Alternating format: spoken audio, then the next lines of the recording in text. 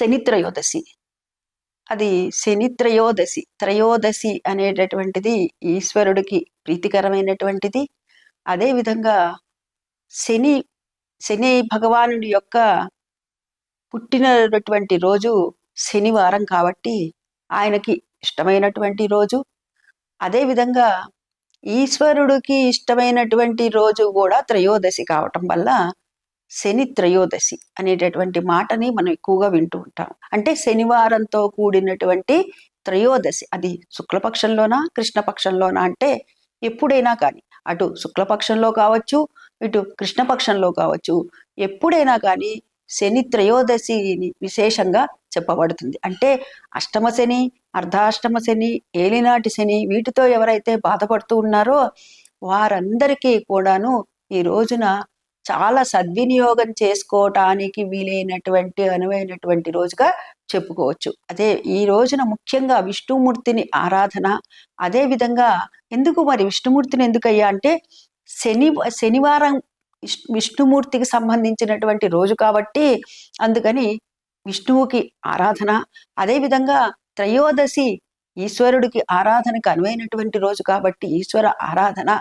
అదేవిధంగా శనివారము శని భగవానుడికి ఇష్టమైనటువంటి రోజు, జన్మించినటువంటి రోజు కాబట్టి శనేశ్వరుడి ఆరాధన. ఈ విధంగా ఎవరైతే చేస్తారో వారికి ఉన్నటువంటి ఈ నవగ్రహ దోషాలు కానీ, శనేశ్వరుని యొక్క అనుగ్రహం తగ్గి కొద్దిగా అష్టమ శని, అర్ధాష్టమ శని, ఏలినాటి శని వీటి వల్ల బాధపడుతున్నటువంటి వాళ్ళు ఎవరైతే ఉన్నారో వారందరికీ కూడాను ఉపశమనం కలిగించుకోవటానికి అనువైనటువంటి రోజుగా ఈ రోజున మనం చెప్పుకోవచ్చు. ఏం చేయాలి, ఎలా చేయాలి అంటే శనేశ్వరుడు మనకు సాధారణంగా గమనించినట్లయితే శివాలయాల్లో ఉపాలయాలుగా మనకి నవగ్రహాలు అనేటటువంటివి కనపడతాయి. అందులో సూర్యనారాయణ మూర్తికి ఇటు పక్కనగా ఉంటాడు శనేశ్వరుడు. ముఖ్యంగా సాధారణంగా అన్ని దేవాలయాల్లో గమనించినట్టంటే ఉపాలయాల్లో ఉన్నటువంటి నవగ్రహాలయాల్లో బయటనే ఉంటాయి. వాటిని గమనించినట్లయితే మధ్యకి పెడతారనమాట. ఎందుకు పెడతారు ఆ విధంగా? ఈ పక్కగా ఉంటుంది.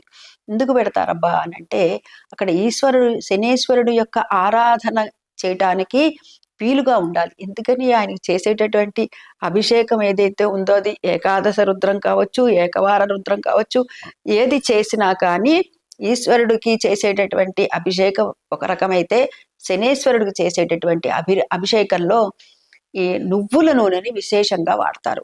అదేవిధంగా ఇక్కడ శనేశ్వరుడికి వాడేటటువంటివి నల్ల నువ్వుల్ని వాడతారు. అదేవిధంగా నల్ల బట్టల్ని స్వామికి సమర్పిస్తారు. అదేవిధంగా బెల్లం ముక్కని నివేదన చేస్తారు.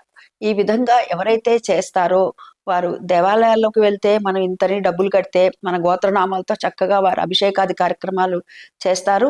అక్కడ శనేశ్వరుడికి మామూలుగా ఏది దేవీ దేవతలకైనా కానీ మనం అష్టోత్తరం కానీ సహస్రం కానీ చేస్తూ ఉంటే ఏం చేస్తాము, పుష్పాలను లేకపోతే కనుక ఈ నక్షతలను సమర్పిస్తూ ఉంటాం. కానీ ఇక్కడికి వచ్చేసరికి శనేశ్వరుడికి ఇచ్చేటటువంటి నీలాంజనుడు కదా ఆయన, అందుకని చెప్పి ఆ శనేశ్వరుడికి ఇచ్చేటటువంటి నల్ల నువ్వులని మనము ఆ స్వామికి అష్టోత్తరంలో కానీ సహస్రంలో కానీ నల్ల నువ్వుల్ని వాడతాము.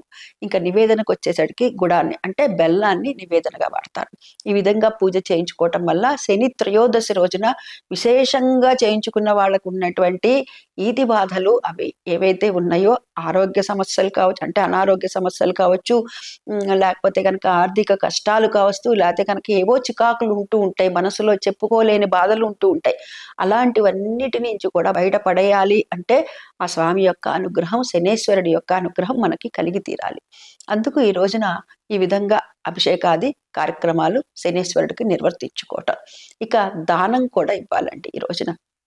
ఎలాంటి దానం ఇవ్వమన్నారయ్యా అంటే నల్ల నువ్వుల్ని దానంగా ఇవ్వమన్నారు.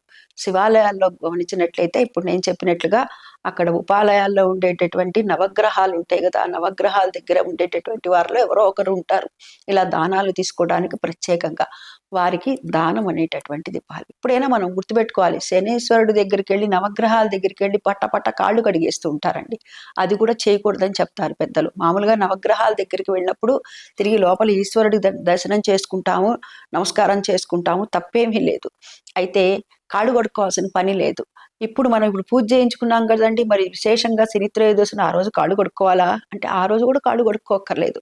మనం ఇప్పుడు చక్కగా పూజ చేయించుకున్నాము, చక్కగా యథావిధిగా లోపల ఉన్నటువంటి ఈశ్వరుని దర్శనం చేసుకుంటాం, ఇంటికి వచ్చేసేయచ్చు.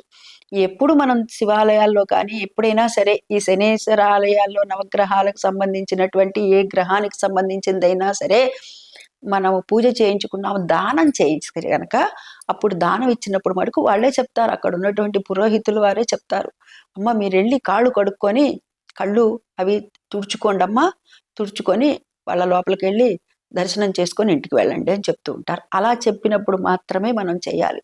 అంటే ముఖ్యంగా గుర్తుపెట్టుకోవాలి, ఏదన్నా దానం ఇచ్చినప్పుడు మాత్రమే మనము నవగ్రహాలకు సంబంధించినటువంటి దానం ఇచ్చినప్పుడు మాత్రమే మనము ఈ విధంగా కాళ్ళు కడుక్కోవటం అనేటటువంటిది చేయాలి. ముఖ్యంగా శనివారం త్రయోదశి కలిసి వచ్చినట్లయితే దాన్ని మనం అస్సలు వదులుకోకూడదు.